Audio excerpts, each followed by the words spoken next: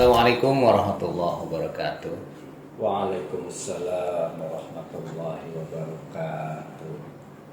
Alhamdulillah, Ruang Ngariung Si Cepot Podcast Kantor Kementerian Agama Kabupaten Bogor. Untuk edisi kali ini kita masih diberi kesempatan untuk menjalankan ibadah puasa ya. Dan bersama kita hadir Pak Kasih PHU ini yang sekarang sedang trending beritanya. Nah, untuk itu perkenalkan, ini Bapak Haji Muslimin Ansori, beliau Kasih PHU Kantor Kementerian Agama Kabupaten Bogor. Nah, Pak Haji sudah menunggu lama ya, 2 tahun kita karena Covid. Pemberangkatan haji selalu tidak ada. Banyak batal, jamaah banyak nunggu kapan nih bisa berangkat. Nah, bagaimana sebenarnya sih kalau ketika berita ini muncul, persiapan-persiapan yang dilakukan oleh kita nih untuk menjemput kuota haji nanti yang mungkin akan diberikan kepada Indonesia. Maka Pak Haji. Terima kasih Pak Hasan. Ya, seperti kita tahu bersama, baru kemarin pemerintah Arab Saudi mengumumkan tentang penyelenggaraan haji 2022. Insya Allah tahun 2022 ini Arab Saudi akan menyelenggarakan haji dengan melibatkan sekitar 1 juta jamaah. 1 juta jamaah seluruh dunia ya. Seluruh dunia. Di luar Saudi. Seluruh keseluruhan. Termasuk Saudi juga. Oh, yeah. Karena di situ tidak ada pengecualian. Seluruh jamaah mengundang 1 juta jamaah. Ini tentunya kabar yang sangat menggembirakan ya buat kita untuk muslimin, khusus para calon haji yang sudah antri sekian tahun. Dan sudah 2 tahun kita merindukan keberangkatan atau penyelenggaraan haji. Dan alhamdulillah dengan diumumkannya penyelenggaraan haji tahun 2022 oleh pemerintah Arab Saudi, ini tentunya membuat kita sangat bahagia, sangat gembira, dan kita dengan informasi tersebut tentunya kita juga kegembiraan itu disertai dengan langkah-langkah persiapan. Itu pasti pasang melakukan persiapan. Tentunya persiapan yang sudah kita lakukan sebetulnya sudah dari akhir tahun 2021 kemarin. Karena kita selaku penyelenggara setiap tahun diwajibkan untuk melakukan persiapan penyelenggaraan haji. Nah, untuk tahun 2022 ini langkah-langkah yang sudah kita lakukan jauh-jauh hari. Pertama, persiapan dokumen jamaah, dokumennya, paspor dan kita lain-lain. sisir seluruh jamaah yang sudah melunasi di tahun 2020 kemarin. Pelunasan ya. Yang tertunda keberangkatannya kita sisir, barangkali ada dokumen terutama paspor yang sudah expired ya.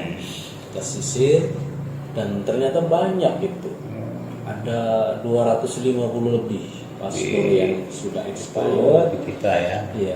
Dan kita perbaharui. Kita lakukan perpanjangan masa berlaku paspor itu, dan itu sudah dimulai dari bulan Februari. Dan alhamdulillah hampir selesai untuk paspor penyelesaiannya. Kemudian juga persiapan karena ketundanya jamaah juga karena Covid ya.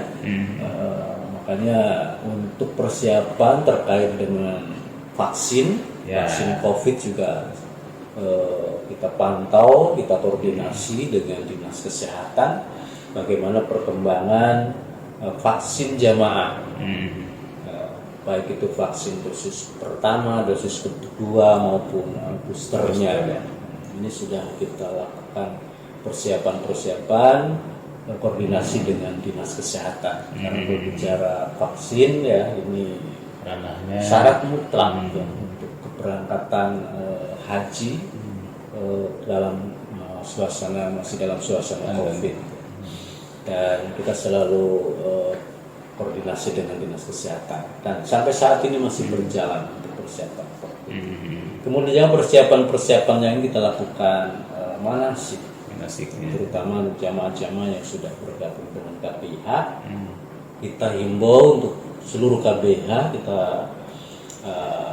instruksikan untuk melakukan manasik, persiapan jamaah agar pada saatnya nanti diberangkatkan dari segi manasiknya sudah siap. Kemudian yang mandiri juga jamaah-jamaah yang non KBH kita juga anjurkan untuk mengikuti bimbingan manasik lewat online.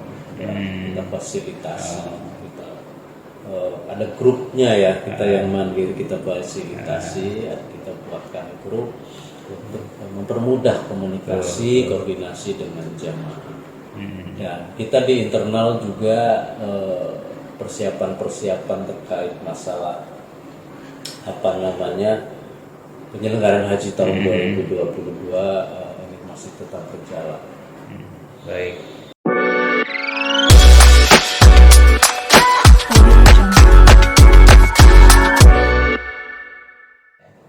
Nah, yang sekarang muncul lagi pertanyaan, kan pemerintah Saudi mensyaratkan usia di bawah 65 tahun yang berangkat.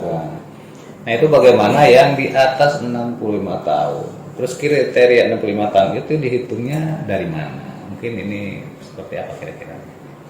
Oke, sebelum saya menjawab pertanyaan usia jamaah 65 tahun ke bawah. Tadi ada yang tertinggal bahasa kuota 1 juta itu biar tuntas lah itu lengkap informasinya. Jadi sekali lagi yang memutuskan kuota sebanyak 1 juta itu adalah pemerintah Arab Saudi. Nah, kemudian dari 1 juta itu kita kira-kira dapat berapa sih? Karena sampai saat ini belum ada ketentuan atau pembagian kuota dari yang 1 juta itu kita dapat berapa, negara-negara yang lain dapat berapa. Kita masih hitungan-hitungan versi kita perkiraan.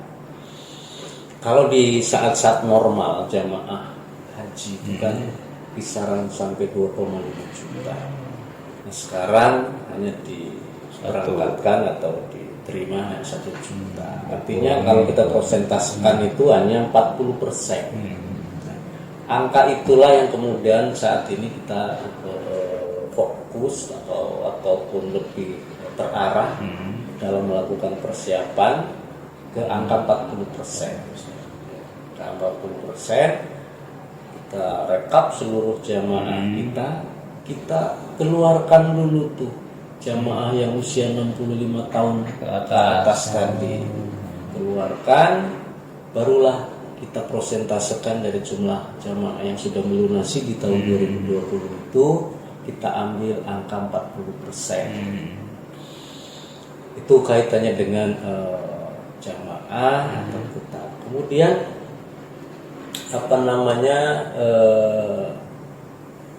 yang usianya 65 tahun ke atas itu bagaimana? Ya berarti belum waktunya, kesempatannya belum tahun ini. Karena ini aturan sekali lagi juga ketentuan dari Saudi. Yang 65 tahun ke atas itu belum bisa melaksanakan atau ibadah haji tahun ini. Tentunya ini mudah-mudahan ya tahun depan sudah normal, tidak ada pembatasan usia lagi. Kita akan prioritaskan yang usia lanjut. Kemudian juga terkait usia ini, batasan usia 65 tahun ke bawah itu ngitungnya dari mana? Ini juga belum ada juknisnya sekali lagi ya. Kita belum membuat ketentuan. Mulai ngitung 65 tahun ke bawah itu dari mana? Apa saat mau berangkat ya, saat mau berangkat usianya belum mencapai 65 tahun, apa saat mau melunasi, ya, kalau nanti sudah ada pengumuman pelunasan atau bagaimana, ini yang belum ada. Tapi apa namanya, hal-hal yang kayak itu sudah kita antisipasi. Kalau saat mau keberangkatan berarti sekitar bulan Juni, tinggal tanggalnya saja nanti tanggal berapa, ya. Karena kalau berdasarkan kalender perjalanan haji tahun 2022 ini, tanggal 5 Juni ini sudah diberangkatkan kloter pertama. Itu dalam kondisi normal, ya. Dalam kondisi yang tidak biasa, hanya kuota 40% tentunya bisa mundur, ya, bisa akhir Juni perkiraan saya. Masih cukup waktu, ya. Nah, kemudian juga terkait yang tadi 65 tahun, ya, kenapa belum bisa diberangkatkan? Kenapa dibatasi? Ini yang menjadi pertanyaan. Umroh kan bebas, tidak ada batasan usia. Kenapa haji dibatasi? Sekali lagi, sekarang masih dalam suasana pandemi COVID. Di Saudi juga demikian, belum bebas, belum hilang COVID ini. Kalau umroh itu mobilitas jamaah itu tidak seperti haji. Umroh itu tidak ada konsentrasi jamaah di satu tempat, makanya dia tidak dibatasi. Kemudian juga tidak ada aktivitas ibadah yang begitu menguras fisik, ya. Nah, ini pertimbangan-pertimbangan ini yang kemudian menjadi dasar dibatasinya usia. Kalau dalam suasana sekarang tidak dibatasi, di saat jamaah di Mina atau di Arafah, di Musdalifah, itu kan terjadi konsentrasi numpuk jamaah. Barangkali ini yang sangat riskan, ya, sangat beresiko. Jadi ini kenapa alasan jamaah dibatasi. Kemudian juga fisik, ya, aktivitas secara fisik kalau haji itu cukup menguras tenaga, ya, makanya dibatasi yang 65 tahun ke bawah. Mungkin itu sisi-sisi itu pertimbangan. Dan semua itu dilakukan demi keselamatan jamaah, tentunya kenyamanan jamaah. Kalau sudah hilang COVID ini dari dunia, barangkali sudah dianggap aman, dan mudah-mudahan ini terjadi tahun depan, haji sudah normal lagi, sudah bebas lagi. Ini tentunya yang usia lanjut, ya, ini akan menjadi prioritas, ya. Dan kalau normal berarti akan diberangkatkan semua sisa kota, ya, itu akan menjadi prioritas, baik yang lansia, pendamping lansia, yang terpisah mahram dan sebagainya, itu bisa menjadi prioritas untuk tahun berikutnya. Baik, demikian pertanyaan tentang bagaimana sih kok bisa usia sekarang dibatasi 65 sudah terjawab. Kita lanjut setelah yang satu ini.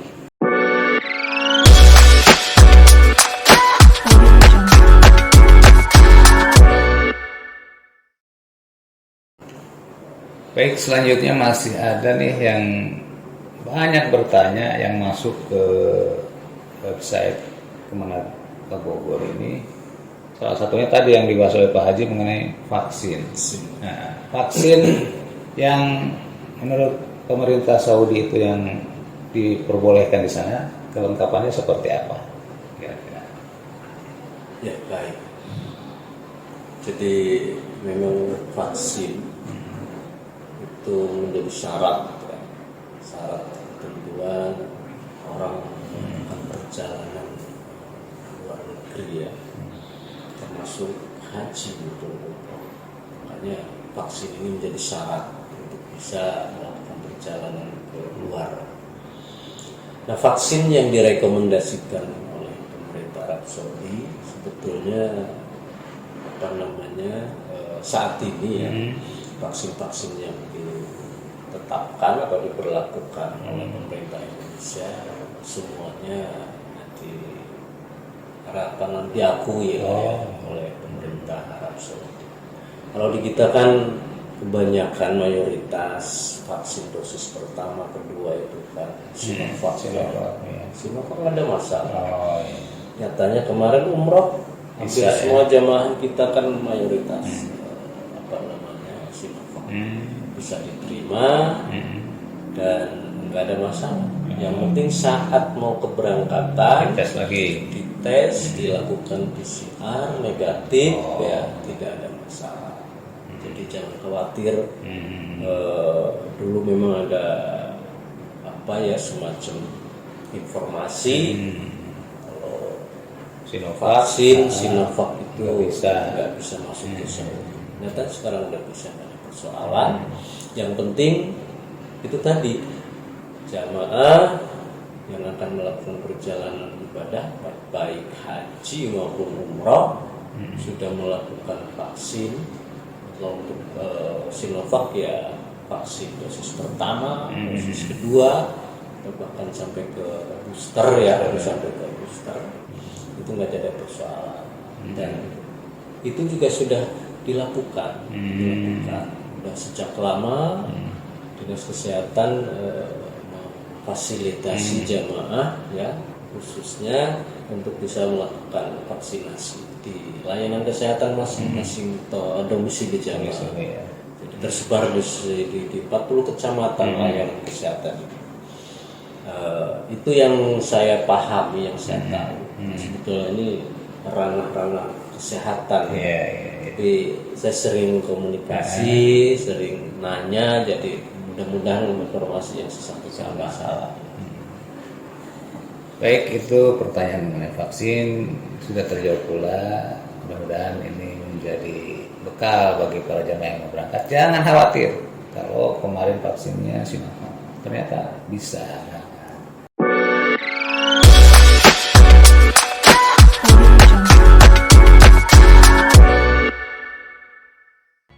Ketentuan jamaah yang akan berangkat, apakah yang diutamakan yang sudah menunggu 2 tahun lalu atau bagaimana? Ya. Jamaah yang akan diberangkatkan tahun ini itu adalah jamaah yang sudah melunasi tahun 2020 kemarin. Jadi jamaah yang sudah harusnya berangkat tahun 2020, mereka sudah melakukan pelunasan, kemudian juga sudah melakukan daftar ulang dengan melengkapi semua persyaratan-persyaratan.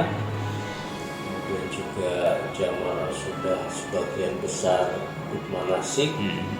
Tiba-tiba pemerintah Arab Saudi mengebijakan pembatalan, tidak ada haji waktu itu.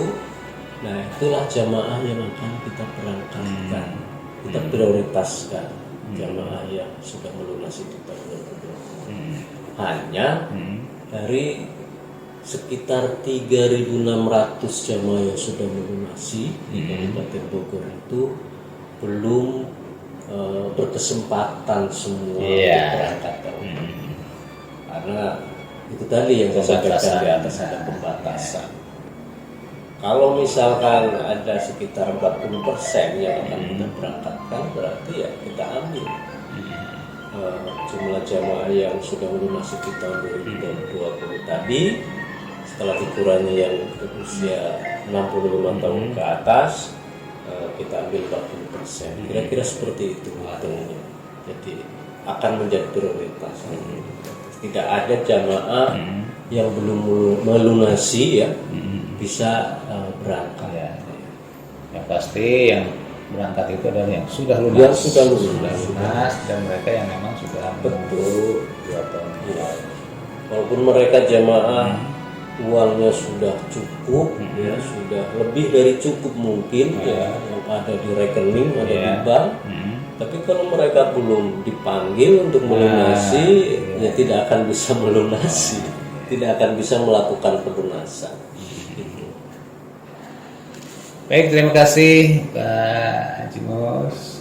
Sama-sama Pak. Pasti ini banyak pertanyaan lain, tapi Iya. kita akan bahas di edisi yang berikutnya. mungkin ya. Siap. Siapa aja ya? Melalui podcast Ruang Ngariung Si Cepot ini, semua informasi akan tersaji. Ya, begitu. Jangan pernah meninggalkan podcast ini ya. Yang belum subscribe, silakan subscribe, like, and comment. Demikian, terima kasih. Wassalamualaikum warahmatullahi wabarakatuh. Waalaikumsalam. Terima kasih Pak Haji. Sama-sama. Assalamualaikum. Pak Hasan.